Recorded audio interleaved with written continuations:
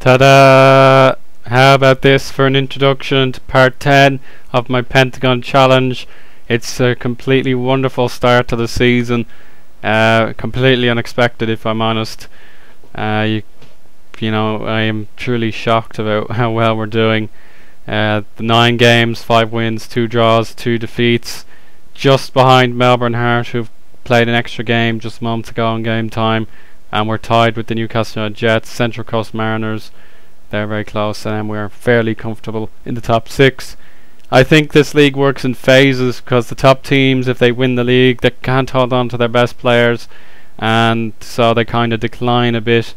We've seen 1 or 2 sackings in the season, but if you just want to put things in perspective, for me, last season, there we are, we got 22 points in 27 games, and in only 9 games we got 17, and of course that includes the decent form away. It's very good actually, but they're the only times we've lost. We're unbeaten at home, which is great.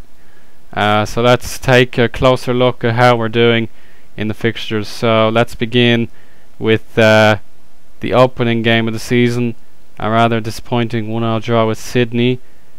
That was Casio getting an own goal. He hasn't really been in good form, unfortunately, but James Holland got himself on the score sheet. Great job there. Melbourne Heart, despite leading the league by a great amount, we absolutely mauled them at their stadium, 4-0. Really chuffed with that one.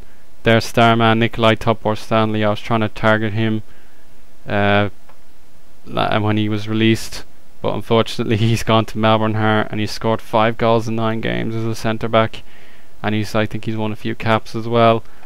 Our next game was against Perth Glory. We beat them 1-0. Albert Yagway decided that game, and unfortunately we're kind of screwed over in this one. Wellington Phoenix got a lucky goal at the start of the second half, and we couldn't reply.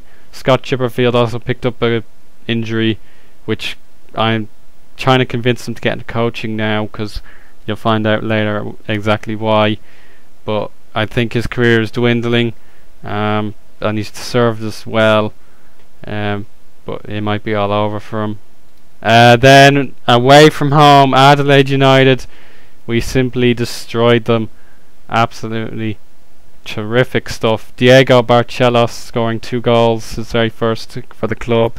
It was only 1-0 at half time, but then we just hit second gear, or well, 5th gear or top gear, whatever you want to describe it as. Ergic, Duganzic and Spasojevic also scored. Then we played our rivals Brisbane Roar, and we beat them 3-0. No problems there. James Holland and Barcelos forming a good partnership. Then this was a disappointment again, the Melbourne victory. They just trolled us again. We were dominant, but they got 3 goals with their 3 shots on target. They sacked Jim Magilton because of underperformances, and this was the new manager's opening game, and yeah, that was awful. Then we played Newcastle United Jets, and it was a purely one-sided game. Holland, Spagnuolo, Duganzic and Brown were the scores, and then our most recent tie was a thriller, 3-3 against the Central Coast Mariners. Diego Barcelos unlocked the hat-trick achievement for me, and his 3rd goal was something to behold. We were 3-2 down, chasing the game after conceding there, but if you want to just have a look at this, it was a phenomenal goal. It was probably like the one with Villanova in the San Marino Challenge was probably the best I've seen in this game up until this point, but have a look at this. This deserves a special, watch if you can just bear the loading screens.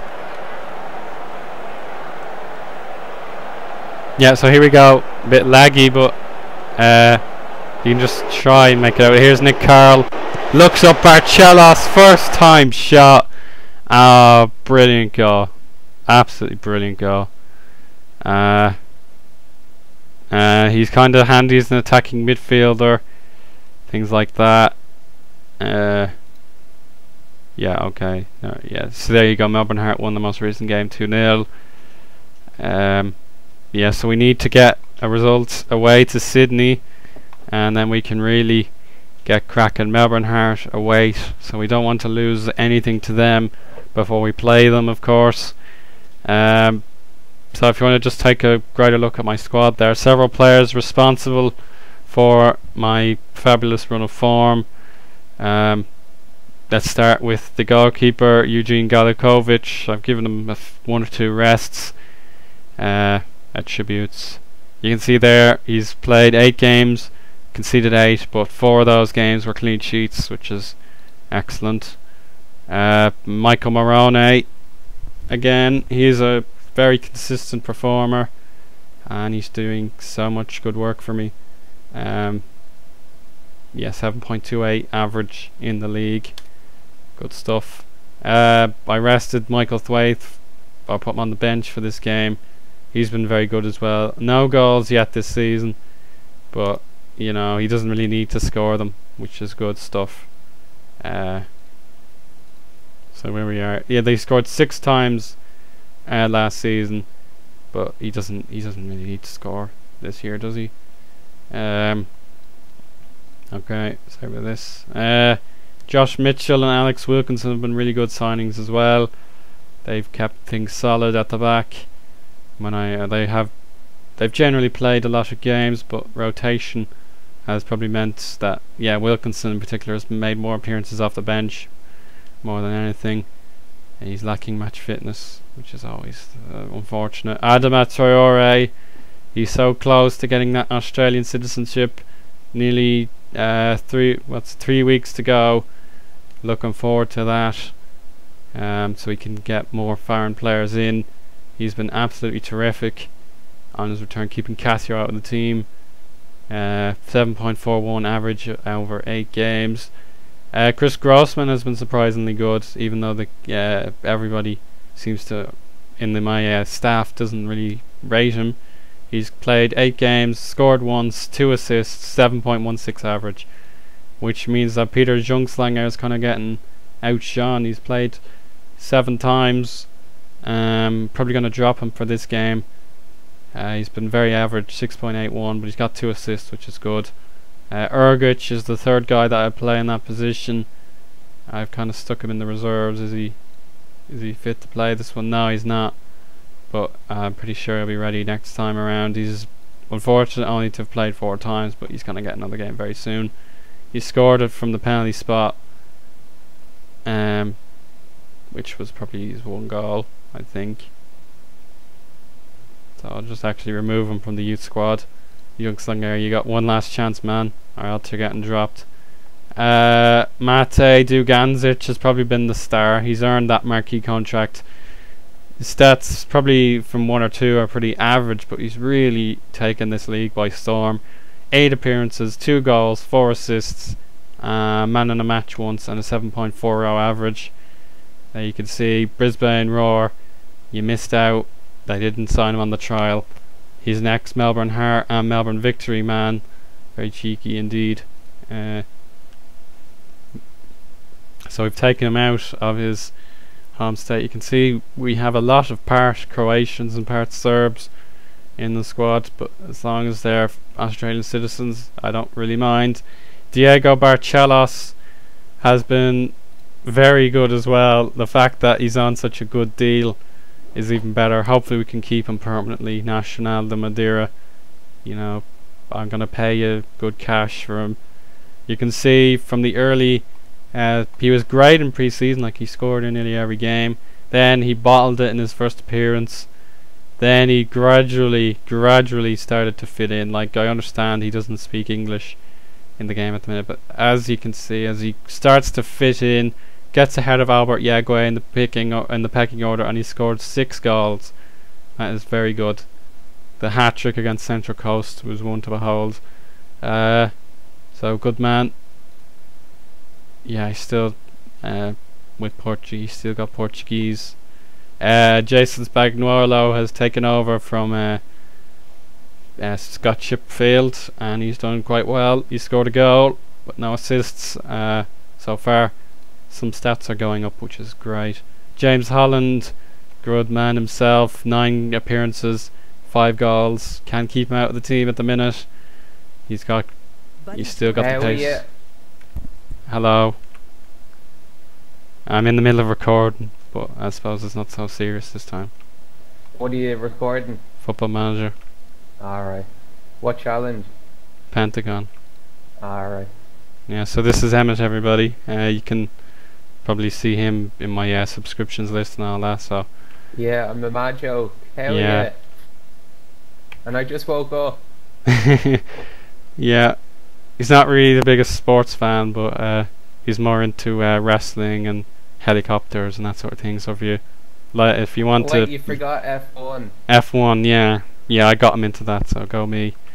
Yeah, so anyway, back to the squad. What's it? Who am I supposed to talk about? Nick Carroll. Haven't really played him that much. Fair play to him though. When he does appear, he's played well. Maybe you'll get more appearances in the future, but Barcelos is such a good attacking mid. Scott Chipperfield, or Albert Yagway, again, I think he's been a bit unlucky. His stats are going a bit down though, but he's been okay. Maybe you'll get more games in the future. Ante Rotzik hasn't had much game time, and I want to sell him, which is unfortunate. He's been very loyal to the cause, but I want to try and get rid of somebody to try and make room in the squad. Casio, again, he hasn't had much game time. You can just see him there. He's been completely outshone. He's only played once, which is kind of silly. But anyway, I'm sure you'll get more time in the future. Garcia, I suppose he's been okay, but he's been outshone by Duganzic, and I'm gonna have to consider letting him go. I'm not sure if I will, to be honest, because you know, it's kind of hard to find players who can play on the right hand side. But I think I could risk letting him go. But it is a shame that he's only had one full season. I thought his stats were excellent for a time, but he hasn't played as much. And I kind of have to consider the career of Ben Halloran, even though he's injury prone at the minute. He's out for 5 to 7 days. I still have to consider his career. I think he can go places. And if I play Richard Garcia more often, they'll be kind of slowing his progress down. James Brown deserves more game time, but I just haven't really seen fit to play him, lacking match fitness. Yeah, he's got good potential, but yeah, I need to think about playing him in the future. See what I mean? It's just really annoying that the A-League doesn't have any league and cup. Like, it's just got the league, no cups. Braden Inman hasn't been playing at all because he doesn't fit within the rules, because I need 20 over 21 players, and he's unfortunately another one. So I let him go to Rotherham on loan. He'll be there next month, and he's been playing loads of underage games, playing well, but I need to see him in a good league. Jackson Irvine will probably step up to the plate for me as a central defender, but he's only played once, which was a decent enough appearance. But as I said, I haven't had too many injuries, and rotation has been necessary. Danilo Spasojevic has been good, needs more game time, but you can see I really do want him on a permanent deal. He's been truly special, and the fact that he is part Australian makes it even better. And that's pretty much it. Chris Harold, yeah, he needs more fitness. He hasn't made an appearance yet this season. So that's my squad review. The financial situation was terrible, but the board decided to step in. There we go. We're back in the black, but we're losing money significantly. Look, we lost 4 million last year. We've made nearly 3 million this year, but we were pumped with money to save the club. Like, our income is really poor. Like, we deserve better, and I think we will get more fans if we continue to push for the title. I've increased the scouting. The scouts, you can see, have got good player potentials. in now. We got Giovanni Hernandez. He's going to be my South American scout. So yeah, we've got plenty of good scouts now. I'm still going to try and replace my assistant manager. You can see some of those stats pretty poor. He's not going to go easily though. He's got a good contract. Could probably use more coaches. Yeah, I should have said that our former player Joel Porter played for us for a couple of years. Now he's part of the coaching staff. So I'm pleased with that. So this is probably out of my 3 game saves, which includes the one I keep to myself as St. Pat's. This is definitely my best backroom staff. We've got a very good chairman. He's so handy. He loves me. Transfer business will be coming up next month. As you can see, Braden Inman is going to go. Yeah, might be the end of his career. Just hasn't shone for us. Dylan Tombides, we're going to try and offer him a trial. He could go to our feeder club, South Melbourne, which is quite interesting. But I'm going to try and get him on trial, see what he looks like. He looks very good. Like, some of these stats are great. He was released from West Ham United, never made an appearance. But the man I've been looking at the most for a transfer is this man, Robbie Brady. Now, I'm not going to deny it. I've got a little bit of a man crush on him. He's definitely going to be an Irish star in the future, and he just fits the mould for my Gold Coast team very well. He can replace Chipperfield. He can go into the centre, possibly go on the right as well. Man United released him, and he doesn't have to be marquee, which is even better. So I just need to make space for him, and then we're sorted. Like, actually, should I negotiate with him now? Do you fancy seeing a live contract negotiation? Because I do want this boy very badly. He's got the right age. He's got 5-star potential according to staff that know about these sort of things. Kevin Reeves, he's got 18 judging player potential, and he believes he can be a 5-star player for the A-League. And to be honest, we do need more 5-star players in this league. So let's go live contract negotiations. He just wants the full-time contract. Can we get it down? Oh, he wants a long stay. Ooh, I'm sure we can accommodate to that. May 2018, nice one. Here we go. Will he sign? Yes, there we go. Robbie Brady. Even though he won't be able to play for us for a month, it'll be great to see him joining. There we go. Live contract negotiation. Robbie Brady looking to join. We'll just take a look at our wage bill. It's probably going to go a bit overboard. Yeah, so the fact we need to sell some players. Rotzik and Garcia might have to go. Yeah, so gonna have to consider that at the January transfer market, which opens on the I always forget. It's 17th of January or something. Yeah, so we can register players on the 17th of January. Transfer.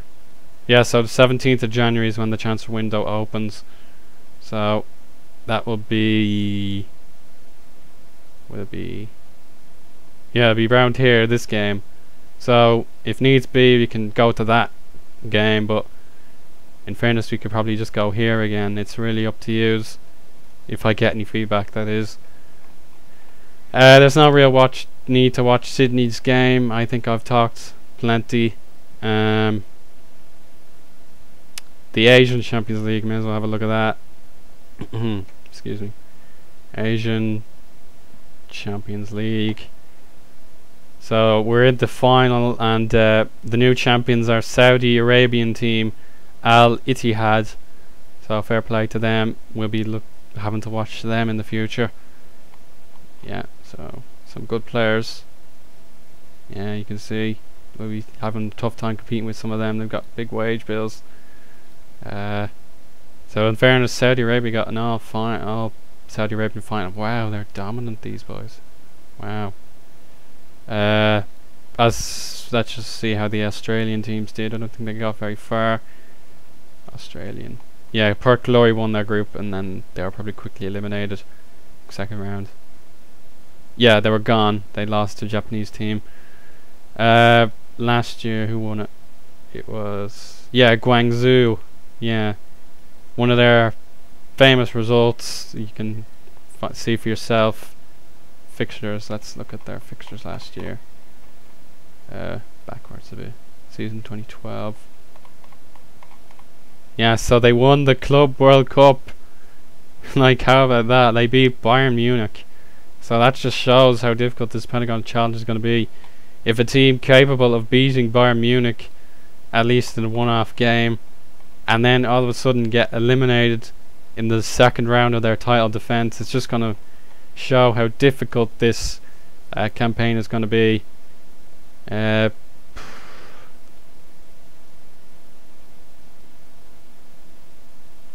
So yeah, that'll do for the episode.